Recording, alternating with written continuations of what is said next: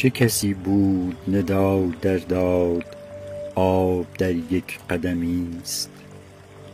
آب در سراشیبی تندی هر صبح گم می شود و کمی آن سوتر بلوطها را در آتشدان حماقت هیزم می کنند تا خراب آباد شهر خرگوش ها و سنجاق ها را در سور عزاوار گونه ای به تماشا بنشینند.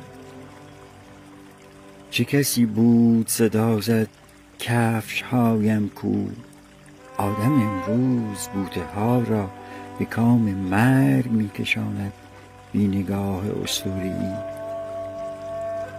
آدم امروز حتی خسته از نجوای خروس خوان خفتن بی رؤیا را بیشتر دوست دارد تا آواز هزار راز زندگی را.